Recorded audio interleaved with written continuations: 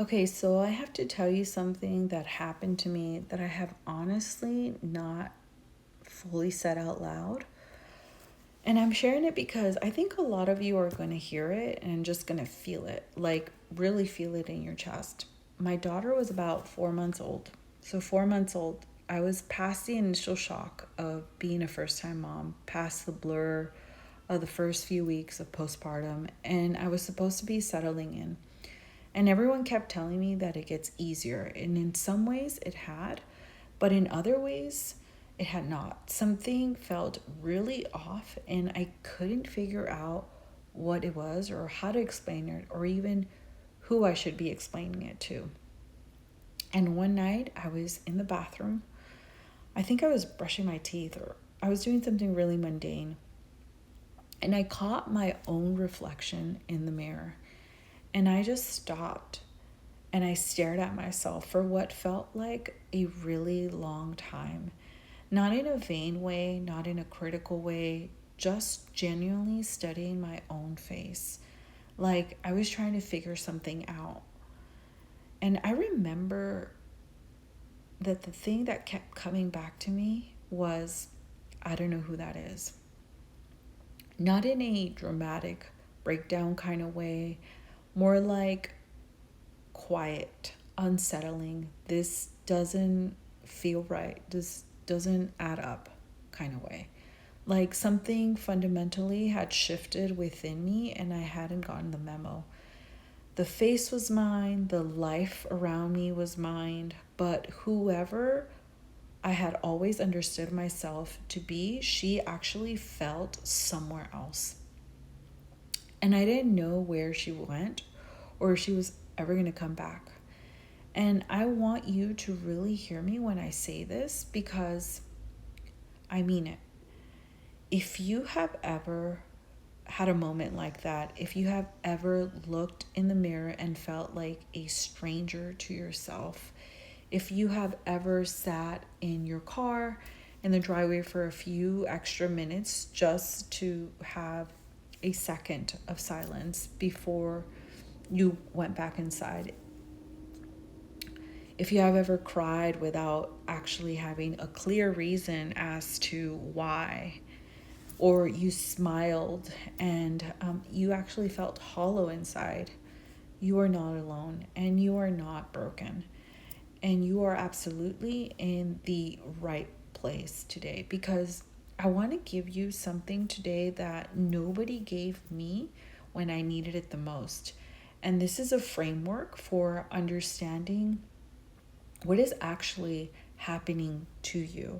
Not a diagnosis, not a reason to panic, just a name and an explanation for it. Because I truly believe when you understand what you are moving through, it becomes something you can actually move through instead of something that you feel like you need to suppress or you're suffering quietly by yourself. So let me introduce you to that. It is called Matrescence. It has been coined by an anthropologist named Dana Raphael back in the 70s. And for a really long time, it lived in the academic circle and it didn't get a lot of mainstream attention. But in the last few years, it has started to really enter the conversation about motherhood. And I don't think it has reached nearly enough mothers who desperately need to hear it and need to understand it. Matrescence is the developmental, the psychological, the physical, the hormonal, and identity transformation that a woman goes through when she becomes a mother. First time moms, second time moms, third time moms, they could all experience it again and again. It is a name for what is happening to you. And here is the thing that I need you to understand. Researchers now are suggesting that this transition is as significant as completely destabilizing and reorganizing as adolescence. I know that's major, right? Think about what adolescence does to a person. Like really think about it. Your body changes in ways you did not ask for and cannot control. Your brain literally rewires itself. The neural pathways that existed at 11 do not exist the same way at 16 years old. And that is not a malfunction. That is a natural developmental process. Your relationships shift, your sense of identity gets completely unsettled. And then slowly over months and years, you're starting to find your footing again, right? Of this new version of yourself. And we accept that. We expect that. Nobody looks at a 14-year-old or a 16-year-old who is confused and emotional and doesn't quite know who she is anymore and says, "What is wrong with you? Why can't you just feel like yourself?" Right? We don't say that. But we say that to mothers all the time. We say that to ourselves all the time. I know I did. Because matrescence does the same thing to us as women. The maternal brain actually changes during pregnancy and after birth. There is real neuroscience of this. Gray matter shifts, the brain reorganizes around attunement and protection. You become more sensitive. Your hormones make systemic shifts. Your nervous system recalibrates itself. Your priorities, your relationships, your desires, your sense of who you are and what you want and what even matters anymore. All of this is in the middle of a reorganization that is biological as it is emotional. And nobody told you that was going to happen, right? Nobody said, "Hey, just so you know, you're not just going to have a baby. You're also going to undergo a complete identity renovation." And it might feel really disorienting for a while, and that is completely normal. And you should not be alarmed when the woman in the mirror looks a little unfamiliar because she's in the middle of becoming something new, right? I remember so many people asking me if I was going to be a first-time mom. I remember those times. And I was like, yes, but nobody said that, right? And so instead of understanding what is that you are in, you have been treating it like it's a problem, like you're trying to fix it, trying to get back to that self, trying to find the version of yourself that existed before having kids. And I'm here to tell you that that is not what this requires. What this requires is something more like permission. Permission to be in the middle of this messy, uncomfortable feeling. Your pre-mom self did not fail you. She did not leave because something went wrong. She just cannot come with you on this part of your journey, and that is something worth grieving over. Which brings me to the next part I really want to dig into, because I think this is where so many mothers get completely stuck, and I know I did. And I didn't even know why, right? But I do now. We understand grief conceptually. We know what it is. We know it is a natural response to loss. But our culture understanding of grief is really narrow. We think of grief as in death, right? For funerals, sending flowers to someone's house. We don't have any rituals for grieving a version of ourselves. Nobody brings you a casserole when your pre-mom identity transitions out of your life, right? Nobody asks you how you're holding up with that. The closest is bar mitzvahs, right? Or quinceañeras, or sweet 16s. But that is exactly what's happening right now. That is exactly the loss that is sitting underneath so much of what mothers carry. This unnamed, unknowledged grief for who they used to be. We should be celebrating this new version of ourselves.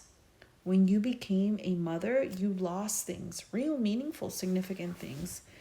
And I want to name some of them because I think sometimes just having someone say it out loud does something for you, right? You lost a kind of freedom that you probably didn't fully appreciate it until it was gone, right? The freedom to wake up and follow an impulse. The freedom to make a plan and just execute it without running 17 logistics. The freedom to run out the door without packing a diaper bag or snacks. The freedom to have a bad day and just sit in it without a tiny person needing to show up in any way. And the most common in motherhood is when you're sick, who takes care of you? And you have your kids being sick. You may have lost a version of your career self or your relationship to your ambition. Maybe you actually stepped back professionally and it surprised you on how much it cost you, even though you chose that, right? Maybe you stayed in your career and now you felt guilty for still caring, having to work and having your children. Maybe you felt your drive change or shift and you didn't know what to make of it. You probably lost a version of your body and the relationship you had with it. You may have lost the easy version of your partnership, the one that existed before sleep deprivations and the negotiating over who does what in the house and the conversations about things that you didn't even know you were going to need to have now that children are in the picture. You probably lost friendships, maybe, right? Some relationships just don't have the bandwidth for the version of you that emerged from this. And you lost a sense of yourself. The woman who you knew what she liked, what she wanted, and how she moved through the world. The woman who could answer the question, who are you, with some degree of confidence, right? Those losses are real. They are not dramatic or self-indulgent.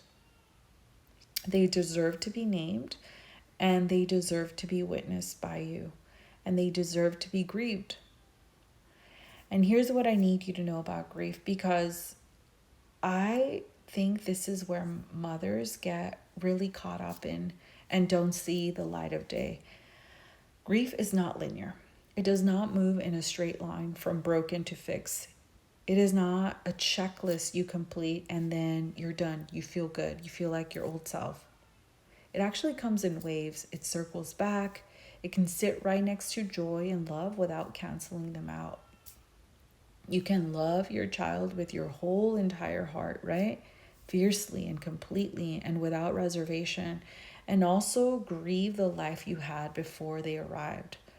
Those are not contradictory feelings. They are not evidence of any kind of failure or lack of gratitude on your part. They are the full, the honest, the complex truth of what it means to become a mother, to be a mother.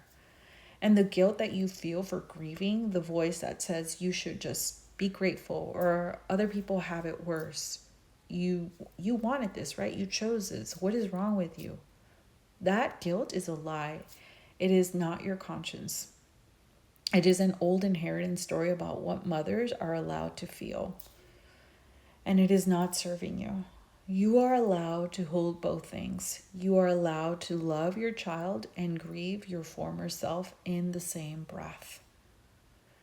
Okay, now I want to bring you one more piece before we close today, because I think this is really also important and it is often gets left out of this conversation. Grief does not just live in your mind. It does not just live in your thoughts or the stories or the things you tell yourself late at night. Grief lives in your body. It is physiological experience, not just an emotional one. When you are in the middle of an identity grief, when you feel flat, disconnected, like you are going through just the motions of your life but are not fully present in it, that is your nervous system.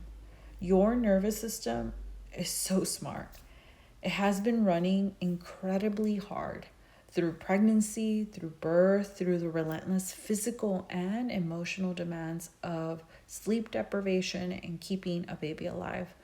And when the nervous system is in a state of chronic stress, that means daily stress, when it is stuck in what we call a dysregulated state, it quite literally cannot give you access to the parts of yourself that feel most like you. Your creativity, your humor, your desire, your dreams, your ability to feel genuinely present in a beautiful moment instead of observing it from a slight distance. your capacity to feel joy that isn't complicated, those things they are not gone. They didn't leave you. They are just not accessible to you right in this moment because your nervous system is in protection mode and it needs certain conditions: safety, rest, regulation, before it can open back up and let you back into yourself. This is why you can be in a moment that looks perfect from the outside, right? The baby's asleep, it is quiet, everything is fine. And instead of you feeling peace, you feel nothing, or you feel sad, or you feel strange, hollow, longing that you can't quite name. That is your body telling you, I need support. I need to feel safe before I can give you access to yourself again. That is not a character flaw. That is not evidence that something is permanently wrong with you. That is your nervous system doing exactly what it was designed to do. Amazing, right? And that disconnection that you're feeling is not the new permanent version of yourself. It is your system waiting for the conditions it needs to come home, to feel grounded again. Okay, so here's what I want you to walk away with today, because I know that was a lot of information and I want to make sure that it lands somewhere where it's useful to you. You are not broken. You are not failing at this. You are not uniquely bad at motherhood or uniquely unable to handle what every mother seems to be handling just fine, right? Because I promise you, they are all in some version or have gone through some version of this. They are just not saying it out loud. You are in matrescence. You are in the developmental passage that is as real and as significant as any other transition you have ever been through. You are grieving something real, and your body is working incredibly hard in the background, even when it doesn't feel like it is. You are not lost. You are in between, and the in between, as uncomfortable, as messy, as disorienting as it is exactly where becoming starts. So next week, I want to get into something that I know is sitting on a lot of you. We are going to talk about mom guilt. Not in a surface level kind of way. We are going to get into where it actually comes from, why it has nothing to do with the quality of your mothering, and how to start releasing it, like actually releasing it, not just telling yourself you're going to let go and then feeling it again 5 minutes later. And before you go, if today made you feel some sort of way, it opened you up, if hearing the word matrescence for the first time felt like finally having a name for something you have been carrying for months, I want you to know there is a place to go deeper with this kind of work. I have a guide called Matrescence, a deep self guide to identity transformation, and it is exactly what it sounds like. It is not surface level at all. It is deep, it is honest, it is a guide that dives into understanding your own matrescence journey, what is happening to you, why it feels the way it feels, and how to actually move through it instead of just feeling like you're surviving it. Everything we touched on today, the guide takes you all into that in more depth. So it is linked in the description below, and I really think this video, hopefully it resonated with some of you. That guide was made just for you. At a moment where I felt like I needed it the most, I created it for you. So share this with another mother who you feel like needs it. Subscribe, you don't miss the following video, and I will see you then. Remember, you are not alone in this, on any of this. Okay? I'll see you. Bye.